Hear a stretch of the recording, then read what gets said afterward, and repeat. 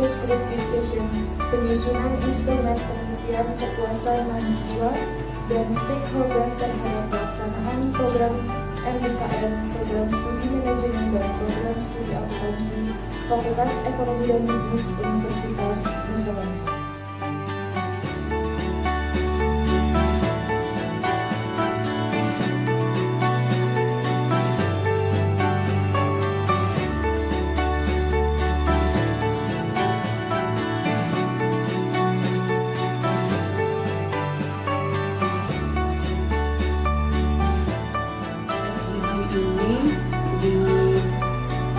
Diselenggarakan dengan dalam rangka untuk pemetaan dari instrumen penelitian yang sudah disiapkan sebenarnya ya.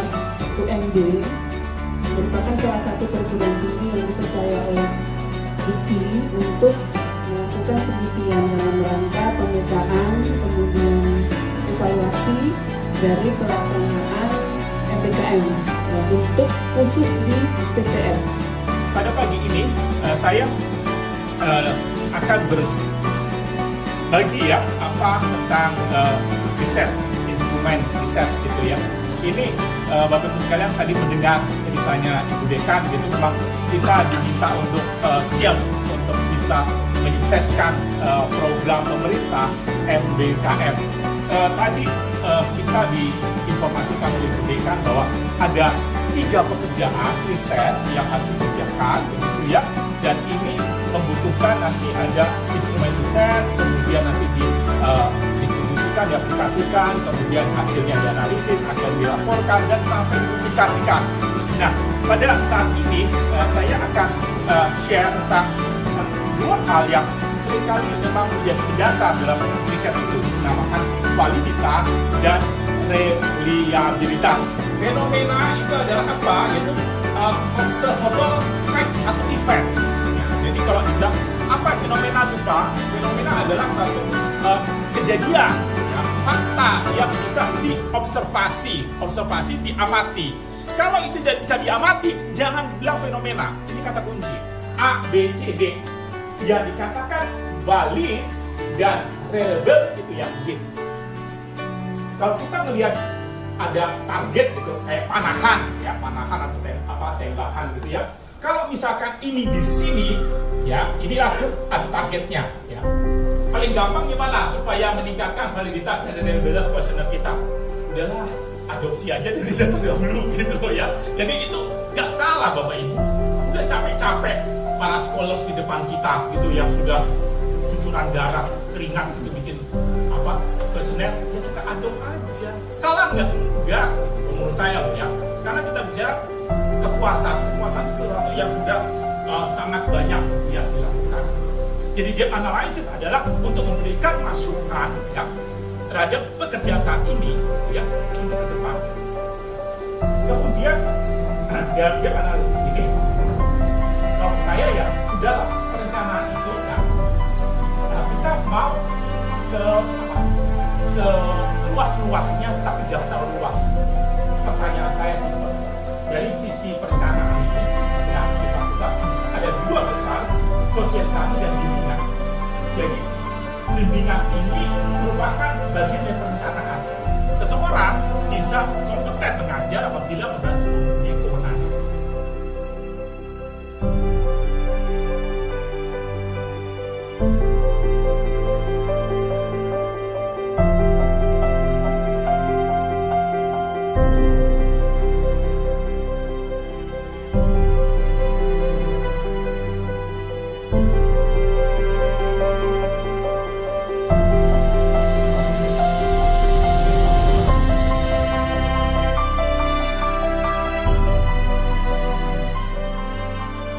Adalah dalam hidup ini kita nggak pernah selesai untuk belajar, saling memberi dan membagi, dan kalau nanti ada apa-apa ya silahkan aja kontak saya melalui pikirkan kita.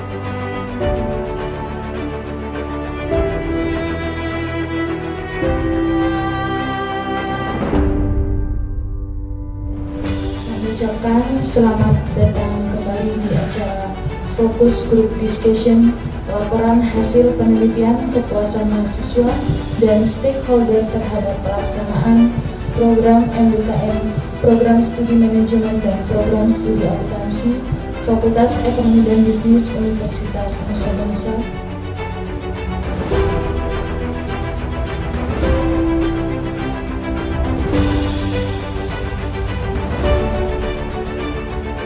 Bismillahirrahmanirrahim. Assalamualaikum warahmatullahi wabarakatuh.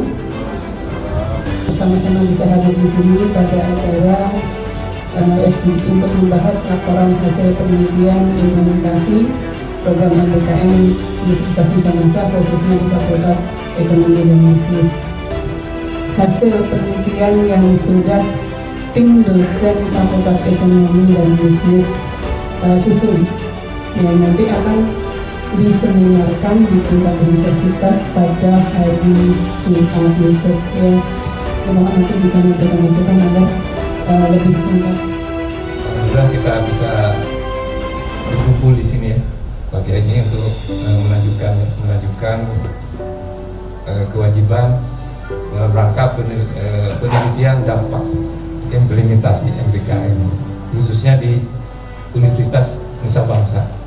Nah, seperti Bapak Ibu lihat di panduannya, keluaran penelitian dari tingkat Fakultas Ekonomi ini kan yang kami ajukan hanya satu judul besar. Judul besarnya asal kepuasan mahasiswa dan stakeholder ya terhadap kegiatan MBKM yang sudah dilakukan. Dan luarannya kalau nggak salah 3 artikel.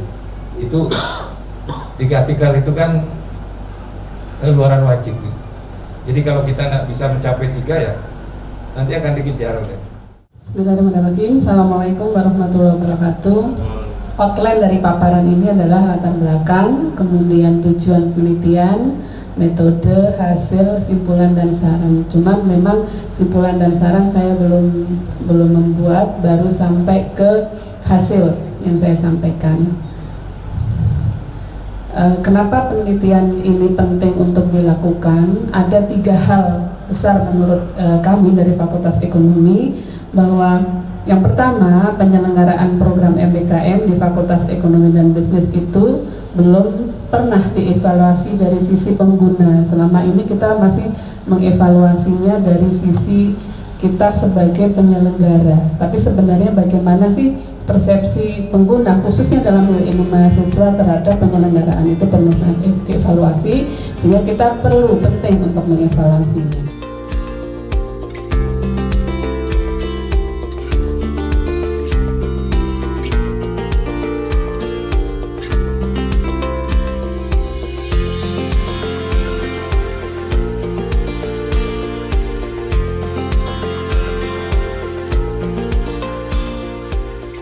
Gapnya adalah min 0,11, yang paling kecil, semakin kecil semakin baik ya.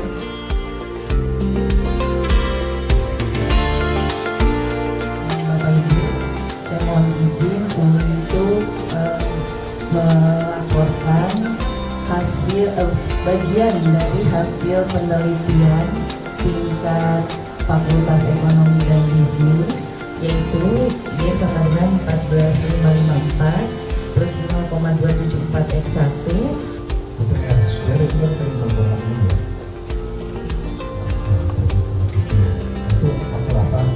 Nanti akan kami lihat bahwa faktor-faktor apa saja dari kepuasan yang mempengaruhi kepuasan mahasiswa di luar kualitas layanan. Nah, itu adalah yang sisanya yang 31,3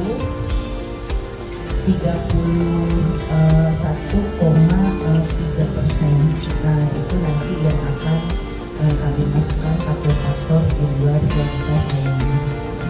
Jadi poin pentingnya adalah bahwa kita sudah melakukan suatu pentahapan yang benar, ya. Ketika membuat dosen kita sudah uji validitasnya instrumen.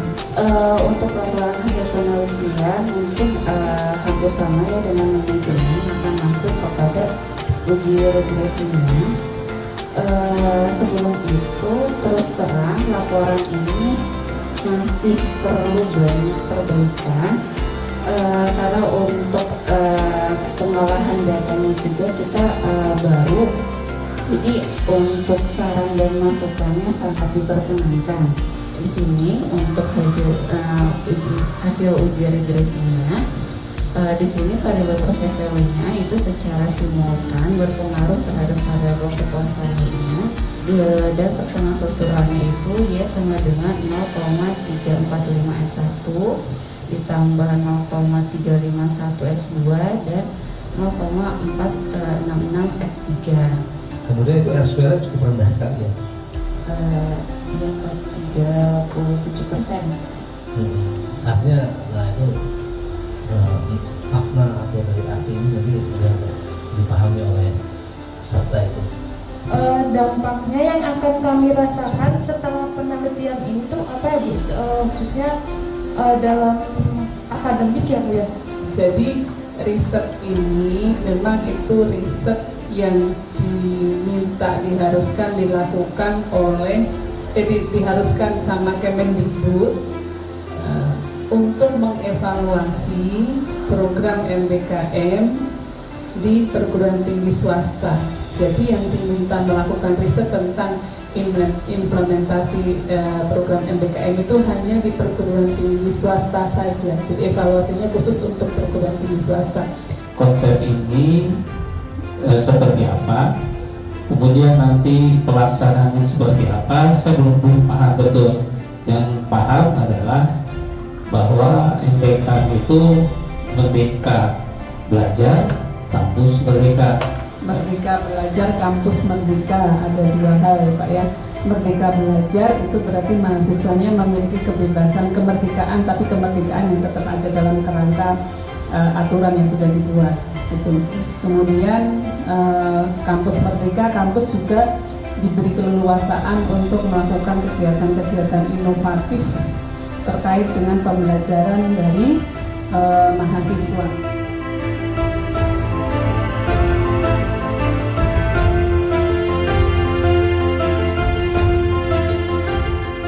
Terima kasih kepada Bapak Ibu yang sudah berpartisipasi dengan mengucap Alhamdulillahirrahmanirrahim. Maka acara FGD pembahasan laporan hasil penelitian implementasi program MBKM Fakultas Ekonomi dan Bisnis Universitas Nusa Bangsa pada tanggal 23 Desember 2021 saya nyatakan ditutup.